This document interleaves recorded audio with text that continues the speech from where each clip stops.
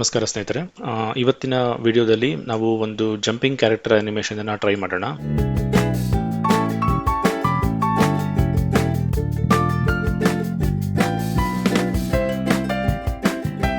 So ನಾನು ಈ ಒಂದು ಕ್ಯಾರೆಕ್ಟರ್ ರಿಗ್ ನ ಯೂಸ್ ಮಾಡ್ತಾ ಇದ್ದೀನಿ. ಇದರ ಹೆಸರು ಅಲ್ಟಿಮೇಟ್ ಬೋನಿ ಅಂತ.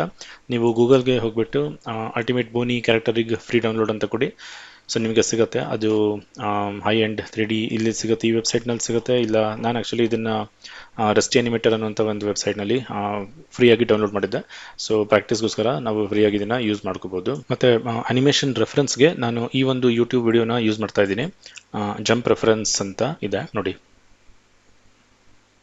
ಇದೇ ಥರ ನಾವೀಗ ಅನಿಮೇಷನ್ ಮಾಡಬೇಕು. ಸ್ನೇಹಿತರೆ, ಕ್ಯಾರೆಕ್ಟರ್ ಅನಿಮೇಷನನ್ನು ನಾವು ಸಾಮಾನ್ಯವಾಗಿ ಈ 5 ಸ್ಟೇಜ್ಗಳಲ್ಲಿ ಮಾಡ್ತೀವಿ. ಸೊ ಮೊದಲನೇ ಸ್ಟೇಜ್ ಬಂದ್ಬಿಟ್ಟು ಬ್ಲಾಕಿಂಗ್ ಅಂತ.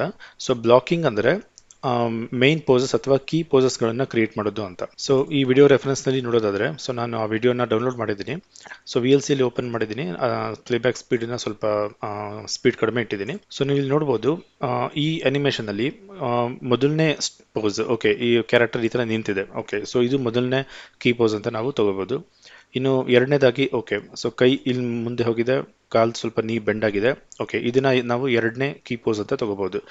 ಸೊ ಮುಖ್ಯವಾಗಿ ಎಕ್ಸ್ಟ್ರೀಮ್ ಪೋಸಸ್ ಅಂತ. ಎಕ್ಸ್ಟ್ರೀಮ್ ಪೋಸಸ್ ಅಂದರೆ ಈಗ ಕೈ ಆಗಿರ್ಬೋದು, ಕಾಲಾಗಿರ್ಬೋದು, ಮುಖ ಅಥವಾ ಹೋಲ್ ಬಾಡಿ ಆಗಿರ್ಬೋದು, ಒಂದು ಡೈರೆಕ್ಷನಲ್ಲಿ ಮೂವ್ ಆಗಿ ನಿಂತು ಮತ್ತೆ ವಾಪಸ್ ಬರುತ್ತಲ್ಲ, ಸೊ ಅಲ್ಲಿ ನಿಂತ್ಕೊಳ್ಳುತ್ತಲ್ಲ, ಅದು ಎಕ್ಸ್ಟ್ರೀಮ್ ಪೋಸ್ ಅಂತ. ಇಲ್ಲಿ ನೀವು ಕೈ ನೋಡ್ಬೋದು, ಕೈ ಇಲ್ಲಿಗೆ ಬರುತ್ತೆ, ಇಲ್ಲಿ ಬಂದ ಮೇಲೆ ಮತ್ತೆ ವಾಪಸ್ ಹೋಗುತ್ತೆ. ಸೊ ಅಲ್ಲಿ ಲಾಸ್ಟ್ ಎಲ್ಲಿ ತನಕ ಹೋಯ್ತು ಅದು ಎಕ್ಸ್ಟ್ರೀಮ್ ಪೋಸ್. ಅದಾದ್ಮೇಲೆ ಅದರ ನಂತರ ಬರೋ ಪೋಸಲ್ಲಿ ಕೈ ನೋಡಿ ಇಲ್ಲಿ ತನಕ ಹೋಗುತ್ತೆ. ಓಕೆ, ಸೊ ಇಲ್ಲಿ ತನಕ ಹೋಗಿ ಮತ್ತೆ ವಾಪಸ್ ಬಂದಲ್ಲ, ಸೊ ಇಲ್ಲಿ ಲಾಸ್ಟ್ ಎಲ್ಲಿ ತನಕ ಹೋಗಿತ್ತು ಅದು ಎಕ್ಸ್ಟ್ರೀಮ್ ಪೋಸು.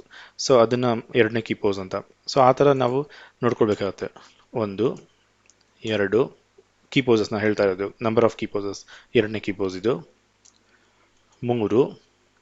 ಮತ್ತು ಇದ್ರ ಮಧ್ಯದಲ್ಲಿ ಅವರ ಕ್ಯಾರೆಕ್ಟರ್ ನೀ ಕೂಡ ಬೆಂಡ್ ಆಗ್ತಾ ಇದೆ, ಬಟ್ ಕೈ ಮುಂದೆ ಹಿಂದೆ ಹೋಗ್ತಾ ಇರೋದಕ್ಕೂ ನೀ ಬೆಂಡ್ ಆಗ್ತಾ ಇರೋದಕ್ಕೂ ಟೈಮ್ ಡಿಫ್ರೆನ್ಸ್ ಇದೆ, ಆಫ್ಸೆಟ್ ಇದೆ. ಓಕೆ, ಸೊ ಕೆಲವು ಅನಿಮೇಷನ್ಗಳಲ್ಲಿ ಈ ಸ್ವಲ್ಪ ಟ್ರಿಕ್ಕಿ ಆಗಿರುತ್ತೆ. ಸೊ ಅದನ್ನು ನೀವು ಕರೆಕ್ಟಾಗಿ ಅಬ್ಸರ್ವ್ ಮಾಡಿ ಅದ್ರ ಪ್ರಕಾರ ನಾವು ಪೋಸಸ್ಗಳನ್ನ ಕ್ರಿಯೇಟ್ ಮಾಡಬೇಕಾಗತ್ತೆ. ಸೊ ಬ್ಲಾಕಿಂಗ್ ಆದಮೇಲೆ ಆ್ಯಡಿಂಗ್ ಬ್ರೇಕ್ ಡೌನ್ಸ್ ಮತ್ತು ಆ್ಯಡಿಂಗ್ ಇನ್ ಬಿಟ್ವೀನ್ಸ್ ಅಂತ ಈ 2 ಸ್ಟೇಜ್ ಬರುತ್ತೆ. ಬಟ್ ನೀವು ಬೇರೆ ಕಡೆ ಕೆಲವು ಕಡೆ ನೋಡಿರ್ಬೋದು. ಸೊ ಈ ಬ್ರೇಕ್ ಡೌನ್ಸ್ ಇನ್ ಬಿಟ್ವೀನ್ಸ್ ಬದಲು ಅಲ್ಲಿ ಎರಡನೇ ಸ್ಟೇಜ್ ಬ್ಲಾಕಿಂಗ್ +1, ಅದಾದಮೇಲೆ ಇದಕ್ಕೆ ಈ 3ನೇ ಸ್ಟೇಜ್ಗೆ ಬ್ಲಾಕಿಂಗ್ +2, ಈ ಥರ ಬ್ಲಾಕಿಂಗ್ +1 +2 +3 ಅಂತ ಮಾಡಿರ್ತಾರೆ. ಸೊ ಬೇಸಿಕಲಿ ಏನಂದರೆ, ಬ್ಲಾಕಿಂಗ್ ಅಂತ ಆದಮೇಲೆ ಈಗ ನಾವು ಪೊಸಿಷನ್ A ಮತ್ತು ಪೊಸಿಷನ್ B ನ ಕ್ರಿಯೇಟ್ ಮಾಡಿದಾಗ ಕಂಪ್ಯೂಟರ್ನಲ್ಲಿ, ಸೊ ಅದರ ಮಧ್ಯದ ಪೊಸಿಷನ್ಗಳು ಏನಿದೆ ಅದನ್ನ ಕಂಪ್ಯೂಟರ್ ಇಂಟರ್ಪೋಲೇಟ್ ಮಾಡ್ಕೊಳ್ಳುತ್ತೆ, ಇಂಟರ್ಪೋಲೇಷನ್ ಆಗತ್ತೆ. ಅಂದರೆ ಆಟೋಮೆಟಿಕಲಿ ಮಧ್ಯದ ಪೋಸ್ಗಳನ್ನ, ಫ್ರೇಮ್ಗಳನ್ನ ತುಂಬತ್ತೆ. ಆದರೆ ಅದು ನಮ್ಗೆ ಹೆಂಗೆ ಬೇಕೋ ಅದು ತುಂಬೋದಿಲ್ಲ. ಸೊ ನಾವು ಮ್ಯಾನ್ಯಲ್ ಆಗಿ ಮತ್ತೆ ಕೆಲವು ಪೋಸಸ್ಗಳನ್ನ ಮಧ್ಯದಲ್ಲಿ ಮಾಡಬೇಕಾಗತ್ತೆ. ಅದನ್ನ ನೀವು ಬ್ಲಾಕಿಂಗ್ +1 2 ಅಂತ ಹೇಳಿದ್ರು ಓಕೆ. ಸರಿಯಾದ ಟರ್ಮ್ನ ಯೂಸ್ ಮಾಡೋದು ಆ್ಯಕ್ಚುಲಿ ಒಳ್ಳೇದು. ಅಟ್ಲೀಸ್ಟ್ ನಾವು ತಿಳ್ಕೊಳ್ಳೋದಕ್ಕೋಸ್ಕರ ಅಂತ ನಾನು ಆ್ಯಡಿಂಗ್ ಬ್ರೇಕ್ ಡೌನ್ಸ್ ಮತ್ತು ಇನ್ ಬಿಟ್ವೀನ್ಸ್ ಅಂತ ಇಲ್ಲಿ ಬರ್ತಿದ್ದೀನಿ. ಆ್ಯಕ್ಚುಲಿ ಕೆಲವು ಸಲ ನಮಗೆ ಈ ಬ್ರೇಕ್ ಡೌನ್ಸ್ ಇನ್ ಬಿಟ್ವೀನ್ಸ್ ಮಧ್ಯ ಅಷ್ಟು ಡಿಫ್ರೆನ್ಸ್ ಗೊತ್ತಾಗೋದಿಲ್ಲ, ಎರಡೂ ಒಂದೇ ಅಂತ ಅನ್ಸುತ್ತೆ.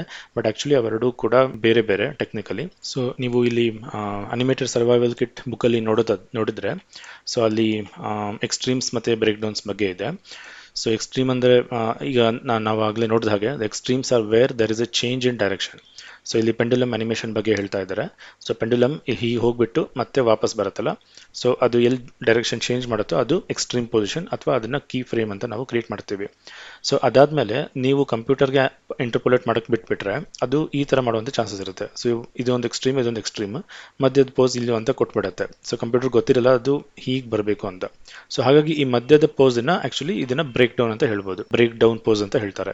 ಸೊ ಬ್ರೇಕ್ ಡೌನ್ ಅಂದರೆ ಒಂಥರ ಕೀ ಫ್ರೇಮ್ಗಳನ್ನ ಕ್ರಿಯೇಟ್ ಮಾಡಿದ ನಂತರ ಆ ಮಧ್ಯ ಹೇಗೆ ಹೋಗಬೇಕು ಅದು ಅಂತ, ಕೈ ಆಗಿರ್ಬೋದು, ಕಾಲಾಗಿರ್ಬೋದು, ಬಾಡಿ ಆಗಿರ್ಬೋದು, ಮಧ್ಯ ಹೇಗೆ ಪಾಸ್ ಆಗುತ್ತೆ ಅನ್ನೋದನ್ನ ತೋರಿಸುವಂಥ ಒಂದು ಮೇನ್ ಪೋಸ್ ಇರುತ್ತಲ್ಲ, ಅದನ್ನ ಬ್ರೇಕ್ ಡೌನ್ ಪೋಸ್ ಅಂತ ಹೇಳ್ತಾರೆ. ಸೊ ಅದು ಕೂಡ ಒಂಥರ ಸೆಕೆಂಡ್ ಇಂಪಾರ್ಟೆಂಟ್ ಕೀ ಫ್ರೇಮ್ ಅಂತ ಹೇಳ್ಬೋದು ಬ್ರೇಕ್ ಡೌನ್ ಪೋಸನ್ನ. ಓಕೆ, ಸೊ ಅದು ಕರೆಕ್ಟ್ ದಾರಿ ತೋರಿಸುತ್ತೆ ನಮ್ಮ ಅನಿಮೇಷನ್ ಹೇಗೆ ಹೋಗಬೇಕು ಅಂತ, ಅದನ್ನ ಬ್ರೇಕ್ ಡೌನ್ ಪೋಸ್ ಅಂತಾರೆ. ಇನ್ನು ವಿ ವಿಲ್ ಆ್ಯಡ್ 2 ಇನ್ ಬಿಟ್ವೀನ್ಸ್. ಇಲ್ಲಿ 2 ಕೀ ಫ್ರೇಮ್ ಇದೆ, ಮಧ್ಯದಲ್ಲಿ ಒಂದು ಬ್ರೇಕ್ ಡೌನ್ ಇದೆ, ಅವುಗಳ ಮಧ್ಯದಲ್ಲಿ ಒಂದು ಇನ್ ಬಿಟ್ವೀನ್ ಪೋಸ್ಗಳನ್ನು ಆ್ಯಡ್ ಮಾಡಿದ್ದಾರೆ. ಸೊ ಇನ್ ಬಿಟ್ವೀನ್ ಅಂದರೆ ಜಸ್ಟ್ ಮಧ್ಯದಲ್ಲಿ ಪೋಸ್ಗಳನ್ನು ಫಿಲ್ ಮಾಡೋದು ಅಂತ. ಓಕೆ, ಅಂದರೆ ಅದು ಅಷ್ಟು ಕೀ ಫ್ರೇಮ್ ಅಲ್ಲ, ಅದು ಇಲ್ಲದೇ ಇದ್ರೂ ಕೂಡ ಇಂಟರ್ಪೋಲೇಷನ್ ಆಲ್ಮೋಸ್ಟ್ ಸರಿನೇ ಆಗುತ್ತೆ. ಬಟ್ ಕೆಲವು ಸಲ ಅದನ್ನು ಕೂಡ ನಾವು ಅಡ್ಜಸ್ಟ್ ಮಾಡಬೇಕಾಗತ್ತೆ, ಸ್ಪೇಸಿಂಗೋಸ್ಕರ, ಟೈಮಿಂಗೋಸ್ಕರ ಸ್ವಲ್ಪ ಆ ಇನ್ ಬಿಟ್ವೀನ್ ಪೋಸಸ್ಗಳನ್ನು ನಾವು ಮತ್ತೆ ಅಡ್ಜಸ್ಟ್ ಮಾಡಬೇಕಾಗತ್ತೆ. ಸೊ ಆ ಪೋಸ್ಗಳನ್ನ ಏನು ಆ್ಯಡ್ ಮಾಡ್ತೀವಿ ಅದನ್ನ ಇನ್ ಬಿಟ್ವೀನ್ ಪೋಸ್ ಅಂತ. ಸೊ ಅದು ಥರ್ಡ್ ಇಂಪಾರ್ಟೆಂಟ್ ಕೀ ಫ್ರೇಮ್ ಅಂತ ಹೇಳ್ಬೋದು. So first important main key frames, ಎರಡನೇ ಇಂಪಾರ್ಟೆಂಟ್ ಪೋಸಸ್ ಬಂದ್ಬಿಟ್ಟು ಬ್ರೇಕ್ ಡೌನ್ಸ್, ಮೂರನೇ ಅದ್ರ ಮಧ್ಯದಲ್ಲಿ ಫಿಲ್ ಆಗುವಂಥದ್ದು ಇನ್ ಬಿಟ್ವೀನ್ಸ್ ಅಂತ. ಸೊ ಹಾಗಾಗಿ ಅವು ಮುಂಚೆ ಅದೇ ಥರ ಮಾಡ್ತಾ ಇದ್ರು. ಲೈಕ್ ಮೇನ್ ಅನಿಮೇಟರ್ ಯಾರಿರ್ತಾರೆ ತುಂಬ ಎಕ್ಸ್ಪೀರಿಯನ್ಸ್ಡ್, ಅವರು ಕೀ ಫ್ರೇಮ್ಗಳನ್ನ ಕ್ರಿಯೇಟ್ ಮಾಡ್ತಾ ಇದ್ರು. ಒಂದೊಂದ್ಸಲ ಅವರೇ ಬ್ರೇಕ್ ಡೌನ್ಗಳು ಕೂಡ ಮಾಡ್ತಾ ಇದ್ರು, ಅಥವಾ ಅವರ ಹೆಲ್ಪಿಂಗ್ ಅನಿಮೇಟರ್, ಅಸಿಸ್ಟೆಂಟ್ ಅನಿಮೇಟರ್ ಮಾಡ್ತಾ ಇದ್ರು. ಸೊ ಅಸಿಸ್ಟೆಂಟ್ ಅನಿಮೇಟರ್ಸ್ ಯಾವಾಗಲೂ ಬ್ರೇಕ್ ಡೌನ್ಸ್ ಅಥವಾ ಕೊನೆಯದಾಗಿ ಇನ್ ಬಿಟ್ವೀನ್ ಪೋಸ್ಗಳನ್ನು ಅವರು ಫಿಲ್ ಮಾಡ್ತಾ ಇದ್ರು. ಸೊ ಇದಾದಮೇಲೆ ನೆಕ್ಸ್ಟ್ ಸ್ಟೇಜ್, ನಾಲ್ಕನೇ ಸ್ಟೇಜ್ ಸ್ಪ್ಲೈನಿಂಗ್ ಅಂತ ಬರುತ್ತೆ. ಸೊ ಸ್ಪ್ಲೈನಿಂಗ್ ಯಾಕೆಂದರೆ ನಾವು ಮೊದಲನೇ ಇಲ್ಲಿ ತನಕ ಮೂರನೇ ಸ್ಟೇಜ್ ತನಕ ನಾವು ಸ್ಟೆಪ್ಡ್ ಮೋಡಲ್ಲಿ ಅನಿಮೇಟ್ ಮಾಡಿರ್ತೀವಿ. ಓಕೆ, ಸೊ ನಾವು ಅನಿಮೇಷನ್ ಮಾಡೋಕ್ಕಿಂತ ಮುಂಚೆ ಈಗ ಫಸ್ಟ್ ಸ್ಟೆಪ್ ಆಗಿ ಇಲ್ಲಿ ಪ್ರಿಫರೆನ್ಸಸ್ಗೆ ಹೋಗ್ಬಿಟ್ಟು, ಸೊ ಇಲ್ಲಿ ಅನಿಮೇಷನ್ ಪ್ರಿಫರೆನ್ಸಸ್ಗೆ ಹೋಗಿ, ಸೊ ಡಿಫಾಲ್ಟ್ ಇನ್ ಟ್ಯಾಂಜೆಂಟ್, ಔಟ್ ಟ್ಯಾಂಜೆಂಟ್ ಎರಡೂ ಕೂಡ ಸ್ಟೆಪ್, ಎರಡೂ ಅಲ್ಲ, ಇನ್ ಟ್ಯಾಂಜೆಂಟನ್ನ ಲೀನಿಯರ್ ಅಂತ ಇಟ್ಕೊಳ್ಳಿ, ಔಟ್ ಟ್ಯಾಂಜೆಂಟನ್ನ ಸ್ಟೆಪ್ಡ್ ಮೋಡಲ್ಲಿ ಇಟ್ಕೊಳ್ಳಿ. ಓಕೆ, ಈ ಥರ ಇಟ್ಬಿಟ್ಟು ಸೇವ್ ಅಂತ ಕೊಡಿ. ಸೊ ಈಗ ನಾವೇನೇ ಅನಿಮೇಟ್ ಮಾಡ್ತೀವಿ, ನಾವೇನು ಕೀ ಪೋಸಸ್ಗಳನ್ನ ಕ್ರಿಯೇಟ್ ಮಾಡಿರ್ತೀವಿ ಅಷ್ಟನ್ನು ಮಾತ್ರ ಇದು ತೋರಿಸುತ್ತೆ. ಮಧ್ಯದ ಪೋಸ್ಗಳನ್ನು ಅದಾಗೆ ಕಂಪ್ಯೂಟರ್ ಅದಾಗೆ ಅದು ಇಂಟರ್ಪೋಲೇಟ್ ಮಾಡೋದಿಲ್ಲ. ಓಕೆ, ಸೊ ನಾನು ಏನು ಹೇಳಿದ್ದೀನಿ ಅಷ್ಟು ತೋರಿಸು ಸಾಕು, ಮಧ್ಯದಲ್ಲಿ ಇಂಟರ್ಪೋಲೇಷನ್ ಈಗಲೇ ಮಾಡಬೇಡ ಅಂತ. ಯಾಕಂದರೆ ಈಗಲೇ ಅದು ಇಂಟರ್ಪೋಲೇಟ್ ಮಾಡೋಕ್ಕೆ ಸ್ಟಾರ್ಟ್ ಮಾಡಿದ್ರೆ ನಮಗೆ ಕೀ ಪೋಸ್ಗಳ ಮೇಲೆ ಗಮನ ಸರಿಯಾಗಿ ಕಾನ್ಸಂಟ್ರೇಟ್ ಮಾಡೋಕ್ಕಾಗಲ್ಲ ಅಂತ. ಓಕೆ, ಅಂದರೆ ಅದು ಮಧ್ಯದ ಪ್ರಾಬ್ಲಮ್ಗಳು ಇದು ಕಾಣಕ್ಕೆ ಸ್ಟಾರ್ಟ್ ಆಗಿಬಿಡುತ್ತೆ. ಸೊ ಅವಾಗ ನಮಗೆ ಕೀ ಪೋಸ್ ಮೇಲೆ ಗಮನ ಇರೋದಿಲ್ಲ ಅಥವಾ ಕಾನ್ಸಂಟ್ರೇಟ್ ಕರೆಕ್ಟಾಗಿ ಮಾಡೋಕ್ಕೆ ಆಗೋದಿಲ್ಲ ಅಂತ. ಹಾಗಾಗಿ ಮೂರನೇ ಸ್ಟೇಜ್ ಇಲ್ಲಿಗೆ ಬರೋ ತನಕನೂ, ಅಂದರೆ ಆಲ್ಮೋಸ್ಟ್ ಎಲ್ಲ ಪೋಸ್ಗಳನ್ನ ಆ್ಯಡ್ ಮಾಡೋ ತನಕನೂ ನಾವು ಸ್ಟೆಪ್ಡ್ ಮೋಡಲ್ಲೇ ಇರ್ತೀವಿ. ಸೊ ಆಗ ನಾವು ಏನು ಪೋಸ್ಗಳು ಕ್ರಿಯೇಟ್ ಮಾಡ್ತೀವಿ ಅಷ್ಟು ಮಾತ್ರ ನಮ್ಗೆ ಕಾಣಿಸುತ್ತೆ. ಸೊ ಅದರಲ್ಲೇ ನಮ್ಮ ಅನಿಮೇಷನ್ ಕರೆಕ್ಟಾಗಿ ಬರ್ತಾ ಇದೆ ಅಂತ ನಮಗೆ ಕ್ಲಿಯರಾಗಿ ಗೊತ್ತಾಗುತ್ತೆ. ಸೊ ಅದಾದಮೇಲೆ ನಾವು ಸ್ಮೂತ್ ಮಾಡ್ತೀವಿ. ಓಕೆ, ಎಲ್ಲ ಅನಿಮೇಷನ್ ಕರ್ವ್ಸ್ನ ಸೆಲೆಕ್ಟ್ ಮಾಡಿ ಸ್ಮೂತ್ ಮಾಡ್ತೀವಿ, ಅಂದರೆ ಸ್ಪ್ಲೈನ್ ಮಾಡ್ತೀವಿ. ಸೊ ಈ ನಾಲ್ಕನೇ ಸ್ಟೇಜ್. ಸೊ ಅದನ್ನು ಹೇಗೆ ಮಾಡೋದು ಅಂತ ನಾವು ನೆಕ್ಸ್ಟ್ ನೋಡ್ತೀವಿ. ಅದಾದಮೇಲೆ ಮುಂದೆ ಪಾಲಿಷಿಂಗ್ ಅಂತ, ಸೊ ಫೈನಲ್ ಟಚ್ ಕೊಡುವಂಥದ್ದು. ಓಕೆ, ಸೊ ಈ 5 ಸ್ಟೇಜಲ್ಲಿ ನಾವು ಅನಿಮೇಷನನ್ನು ಮಾಡೋಣ. ಓಕೆ, ಸೊ ಲೀನಿಯರ್ ಸ್ಟೆಪ್ ಡಿಲ್ ಆಗಿದೆ, ಮತ್ತು ಟೈಮ್ ಸ್ಲೈಡರ್ನಲ್ಲಿ 24 FPS ಸೆಟ್ ಆಗಿದೆ. ಸೊ ಇಲ್ಲಿ ಫಸ್ಟ್ ಫ್ರೇಮಲ್ಲಿ ಇದ್ದೀವಿ. ಓಕೆ, ಸೊ ಒಂದು ಸಣ್ಣ ಸ್ಟೇಜ್ ಕ್ರಿಯೇಟ್ ಮಾಡ್ಕೊಳ್ಳೋಣ.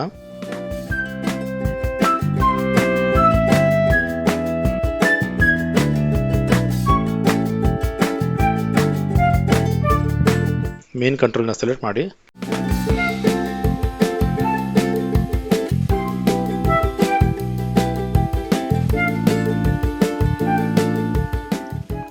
ಸೊ ಇನ್ನು ಇಲ್ಲಿ ಈ ಕೈಗಳಿಗೆ ನಾನು FK ಕಂಟ್ರೋಲ್ಸ್ನ ಮತ್ತು ಕಾಲುಗಳಿಗೆ IK ಕಂಟ್ರೋಲ್ಸ್ನ ಯೂಸ್ ಮಾಡೋಣ ಅಂತ ಇದ್ದೀನಿ. ಸೊ ಯಾಕೆಂದರೆ ನೀವು ನೋಡ್ಬೋದು ಕಾಲು ಸ್ಟಿಫ್ ಆಗಿರುತ್ತೆ, ಅವಳು ಅಲ್ಲಿ ಜಂಪ್ ಮಾಡೋ ತನಕ ಕಾಲು ಸ್ಟಿಫ್ ಆಗಿರಬೇಕು. ಸೊ ಇಲ್ಲಿ ಕಾಲಿಗೆ IK ಕಂಟ್ರೋಲ್ಸೇ ಜಾಸ್ತಿ ಸೂಟಬಲ್ ಆಗುತ್ತೆ. ಇನ್ನು ಕೈಗಳು ಸ್ವಿಂಗ್ ಆಗ್ತಾ ಇದೆ, ಜಸ್ಟ್ ಸ್ವಿಂಗಿಂಗ್ ಮೋಷನ್ ಅಷ್ಟೇ. ಸೊ IK FK ಎರಡೂ ನಡೆಯುತ್ತೆ, ಯಾವ್ದು ಬೇಕಾದ್ರೂ ಯೂಸ್ ಮಾಡ್ಬೋದು. ಬಟ್ FK ಮೋಸ್ಟ್ ಈ ರೀತಿ ಸ್ವಿಂಗಿಂಗ್ ಮೋಷನ್ ಇದ್ದಾಗ FK ಜಾಸ್ತಿ ಬೆಟರ್ ಅಂತ ಅನಿಸುತ್ತೆ. ಸೊ ಹಾಗಾಗಿ ಇಲ್ಲಿ ಕೈಗೆ ಈ ಹಿಂದ್ಗಡೆ ಕಂಟ್ರೋಲ್ ಇದೆಯಲ್ಲ, ಸೊ ಇದನ್ನು ಸೆಲೆಕ್ಟ್ ಮಾಡಿದರೆ ನೀವು ನೋಡ್ಬೋದು ಸ್ವಿಚ್ ಇದೆ, IK FK ಸ್ವಿಚ್ ಇದೆ. 0 ಇದೆ ಅಂದರೆ ಬಹುಶಃ ಇದು ಇವಾಗ IKದಲ್ಲಿದೆ. ಸೊ ಇದನ್ನು ಸೆಲೆಕ್ಟ್ ಮಾಡಿ 1 ಮಾಡಿ, ಸೊ ಅದು FKಗೆ ಸ್ವಿಚ್ ಆಗುತ್ತೆ. FKದಲ್ಲಿ ನಿಮಗೆ ಈ 3 ಕಂಟ್ರೋಲ್ಗಳು ಸಿಗುತ್ತೆ. ಸೊ ಎಲ್ಲವನ್ನು ಕೂಡ 0 ಅಂತ ಇಟ್ಟಿರಿ. ಸೊ ಅದೇ ಥರ ಇದನ್ನು ಸೆಲೆಕ್ಟ್ ಮಾಡಿ 1. ಓಕೆ, ಇನ್ನು ಕಾಲುಗಳಿಗೆ IK ಕಂಟ್ರೋಲ್ಸ್ ಆಲ್ರೆಡಿ ಇದೆ. ಸೊ ಇಲ್ಲ ಕಂಟ್ರೋಲ್ಸ್ನ ಸೆಲೆಕ್ಟ್ ಮಾಡಿ ಅಥವಾ ಇಲ್ಲಿಂದ ಸೆಲೆಕ್ಟ್ ಮಾಡ್ಬೋದು. ಮೊದಲನೇ ಫ್ರೇಮಲ್ಲಿ ಎಸ್ ಅಂತ ಪ್ರೆಸ್ ಮಾಡಿ. ಸೊ ಮೊದಲನೇ ಕೀ ಫ್ರೇಮ್ ಸೆಲೆಕ್ಟ್ ಆಗಿದೆ. ಸೊ ಈಗ ನಾವು ನಮ್ಮ ಫಸ್ಟ್ ಪೋಸನ್ನು ಕ್ರಿಯೇಟ್ ಮಾಡಬೇಕಾಗಿದೆ. ಸಪೋಸ್ ಯಾವಾಗಲೂ ಕೂಡ ಕಾಲಿಂದ ಸ್ಟಾರ್ಟ್ ಮಾಡಿದರೆ ಒಳ್ಳೆಯದು. ಸೊ ಮೊದಲು ಕಾಲುಗಳನ್ನು ಪೋಸ್ ಮಾಡಬೇಕು, ನಂತರ ಹಿಪ್ಸನ್ನು ಪೋಸ್ ಮಾಡಬೇಕು, ಹಿಪ್ಸನ್ನು. ಅದಾದಮೇಲೆ ಬಾಡಿ, ಟಾರ್ಸೋ ಈ ಪೋರ್ಷನನ್ನು ಪೋಸ್ ಮಾಡೋದು. ಅದಾದಮೇಲೆ ಕೈಗಳು, ಸೊ ಅದಾದಮೇಲೆ ತಲೆ. ಈ ಥರ ಮಾಡಿದರೆ ಒಂದು ಪೋಸ್ ಆಲ್ಮೋಸ್ಟ್ ಕರೆಕ್ಟಾಗಿ ಬರುತ್ತೆ ಅಂತ. ಹಿಂಗೆ ಮಾಡಬೇಕಂತ ಏನಿಲ್ಲ, ಅದು ಪೋಸ್ ಮಾಡ್ತಾ ಮಾಡ್ತಾ ನಿಮಗೆ ಅಭ್ಯಾಸ ಆಗುತ್ತೆ. ಸೊ ಮೊದಲನೇದಾಗಿ ಈ ವಿಂಡೋನ ಸ್ವಲ್ಪ ಈ ಥರ ಇಟ್ಕೊಳ್ಳೋಣ. ಸೊ ದ್ಯಾಟ್ ಮಾಯ ಎಷ್ಟಿರಲಿ ವಿ ಎಲ್ ಸಿ ಇಷ್ಟಿರಲಿ. ಸೊ ಈಗ ಇಲ್ಲಿ ಕಂಟ್ರೋಲ್ ಸ್ಪೇಸ್ ಬಾರ್ ಪ್ರೆಸ್ ಮಾಡಿದರೆ ಎಲ್ಲ ವಿಂಡೋ ಕ್ಲೋಸ್ ಆಗಿ ಸೊ ವಿಂಡೋ ದೊಡ್ಡದಾಗಿ ಕಾಣುತ್ತೆ. ಸೊ ಈ ಕಡೆ ನೋಡ್ಕೊಳ್ತಾ ಇದು ನಮ್ಮ ಫಸ್ಟ್ ಫ್ರೇಮ್. ಓಕೆ, ಈ ಥರ ಜಸ್ಟ್ ನಿಂತಿರುವಂಥದ್ದು, ಕಾಲು ಸ್ವಲ್ಪ ಈ ಥರ ಇದೆ, ಸ್ವಲ್ಪ ಬೆಂಡ್ ಆಗಿದೆ. ಓಕೆ,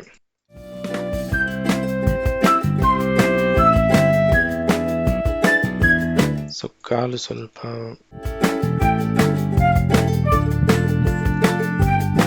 ಇದರಲ್ಲಿ ಜಸ್ಟ್ ರೊಟೇಷನ್ ಇದೆ, ಇದರಲ್ಲಿ ಕೆಲವು ಕಂಟ್ರೋಲ್ಸ್ ಇದೆ.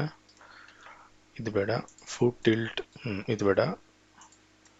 ಇದು ನೋಡಿ, ಸೊ ಇದು ಸ್ವಲ್ಪ ಕೊಡಿ, ಸ್ವಲ್ಪ ಇರಲಿ. ಒಂದು ಚೂರು ನೀ ಬೆಂಡ್ ಆಗಿದೆ, ಬಟ್ ಒಂದು ಜಾಸ್ತಿ ಬೆಂಡ್ ಆಗಿರಲಿ, ಒಂದು ಕಡಿಮೆ ಬೆಂಡ್ ಆಗಿರಲಿ. ಸೊ ಈ ಹಿಪ್ಸ್ ಪೋರ್ಷನ್ ಏನಿದೆ ಸ್ವಲ್ಪ ಈ ಥರ ಇರಲಿ. ಸೊ ಒಂದು ಕಾಲ್ ಬೆಂಡ್ ಆಗಿದೆ, ಒಂದು ಕಾಲ್ ಬೆಂಡ್ ಆಗಿಲ್ಲ ಥರ.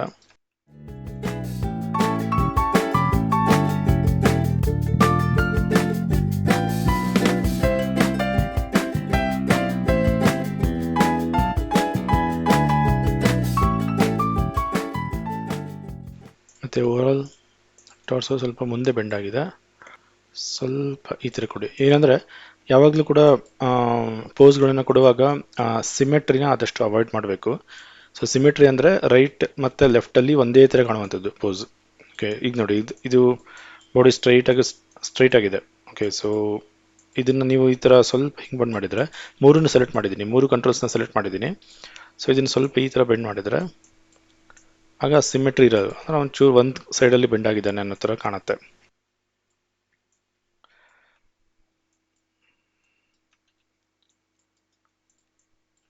ಒಂದು ಕೆಳಗಡೆ ಸ್ಟಾರ್ಟಿಂಗಲ್ಲಿ ಕೆಳಗಡೆ ನೋಡ್ತಿದ್ದಾನಲ್ವಾ, ಅದಕ್ಕೆ ಹೀಗಿರಲಿ.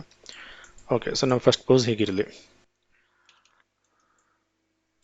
ಸೇವ್ ಮಾಡಿ ಫೈಲಿನ. ಸೊ ಸಿಮೆಟ್ರಿ ಅವಾಯ್ಡ್ ಮಾಡಿದಷ್ಟು ನಮ್ಮ ಪೋಸ್ ಯಾವಾಗಲೂ ಸ್ಟ್ರಾಂಗ್ ಆಗಿರುತ್ತೆ. ಮತ್ತು ಸ್ನೇಹಿತರೆ, ಮತ್ತೊಂದು, ಈ ಕಂಟ್ರೋಲ್ಸ್ಗಳನ್ನು ನೀವು ಸೆಲೆಕ್ಟ್ ಮಾಡಿ ಅದನ್ನು ಮೂವ್ಮೆಂಟ್, ರೊಟೇಷನ್ ಅಥವಾ ಸ್ಕೇಲ್ ಮಾಡುವಾಗ, ಸ್ಕೇಲ್ ಏನು ಮಾಡಲ್ಲ, ಮೂವ್ಮೆಂಟ್ ಅಥವಾ ರೊಟೇಷನ್ ಮಾಡ್ತೀವಲ್ಲ, ಅದು ಮಾಡುವಾಗ ಅದರ ಓರಿಯೆಂಟೇಷನ್ ಯಾವಾಗಲೂ ಯಾವುದರಲ್ಲಿದೆ ನೋಡ್ಕೊಳ್ಳಿ.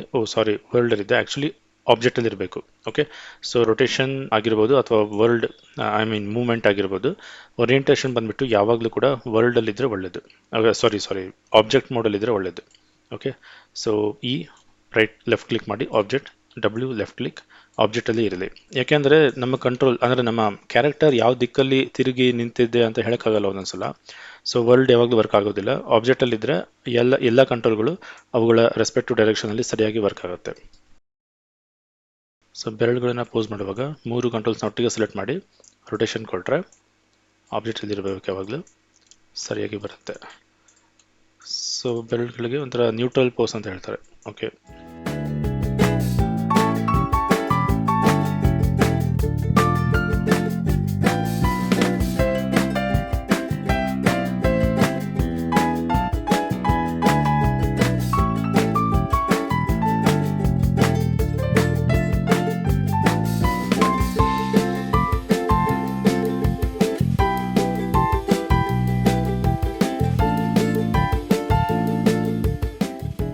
ಸೊ ಪೋಸ್ನ ನಿಮಗೆ ಎಷ್ಟು ಆಗುತ್ತೋ ಅಷ್ಟು ಚೆನ್ನಾಗಿ ಮಾಡೋದಕ್ಕೆ ಪ್ರಯತ್ನ ಪಡಬೇಕು ಯಾವಾಗಲೂ. ಮತ್ತು ಪೋಸ್ ಮಾಡುವಾಗ ರೆಫರೆನ್ಸ್ ಏನು ನೋಡ್ತೀರಾ, ಸೊ ಆ ರೆಫರೆನ್ಸಲ್ಲಿ ನೋಡೇ ನೀವು ಎಕ್ಸಾಕ್ಟ್ಲಿ ಕಾಪಿ ಮಾಡೋದಲ್ಲ. ನಾವು ಸಾಮಾನ್ಯವಾಗಿ ಸ್ಟಾರ್ಟಿಂಗಲ್ಲಿ ಏನು ಮಾಡ್ತೀವಿ ಅಂದರೆ, ಪೋಸ್ ರೆಫರೆನ್ಸ್ ನೋಡ್ತೀವಿ, ಅದು ಹೆಂಗಿದೆಯೋ ಹಂಗೆ ಎಕ್ಸಾಕ್ಟ್ಲಿ ಕಾಪಿ ಮಾಡೋಕ್ಕೆ ನೋಡ್ತೀವಿ. ಬಟ್ ಯಾವಾಗಲೂ ಹಾಗೆ ಮಾಡಬಾರ್ದು, ಯಾಕಂದರೆ ನಾವು ನೋಡೋ ರೆಫರೆನ್ಸಲ್ಲಿರೋ ಕ್ಯಾರೆಕ್ಟರ್ ಬೇರೆ, ನಾವು ಪೋಸ್ ಮಾಡ್ತಿರುವಂಥ, ವರ್ಕ್ ಮಾಡ್ತಿರುವಂಥ ಈ ಕ್ಯಾರೆಕ್ಟರ್ ಬೇರೆ. ಓಕೆ, ಅದರ ಪರ್ಸ್ನಾಲಿಟಿ ಬೇರೆ ಇರುತ್ತೆ, ಇದರ ಪರ್ಸ್ನಾಲಿಟಿ ಬೇರೆ ಇರುತ್ತೆ. ಸೊ ಹಾಗೆ ನಮಗೆ ಜಸ್ಟ್ ಪೋಸ್ ರೆಫರೆನ್ಸ್ ಅಷ್ಟೇ, ಕೈ ಹೇಗೆ ಬಿದ್ದು ಕಾಲು ಹೇಗಿದೆ ಅಷ್ಟೇ ರೆಫರೆನ್ಸ್ ಅಷ್ಟೇ, ಬಿಟ್ಟರೆ ಇದರ ಪರ್ಸ್ನಾಲಿಟಿ ಇದಕ್ಕೆ ಇರುತ್ತೆ. ಓಕೆ, ಸೊ ಅದನ್ನು ನೀವು ಗ್ರಹಿಸುವಂಥ ಒಂದು ಇದನ್ನು ಬೆಳೆಸ್ಕೋಬೇಕಾಗತ್ತೆ. ಈ ಕ್ಯಾರೆಕ್ಟರ್ಗೆ ಈ ಪೋಸ್ ಸೂಟ್ ಆಗುತ್ತಾ, ಈ ಕ್ಯಾರೆಕ್ಟರ್ಗೆ ಈ ಪೋಸ್ ಈ ಥರ ಇದ್ರೆ ಚೆನ್ನಾಗಿರುತ್ತಾ. ಸೊ ಅದು ನೀವು ನೋಡಿ ಆದಷ್ಟು ಚೆನ್ನಾಗಿ ಮಾಡೋದಕ್ಕೆ ಪ್ರಯತ್ನ ಪಡಬೇಕು. ಓಕೆ, ಸದ್ಯಕ್ಕೆ ಹಿಂಗಿರಲಿ.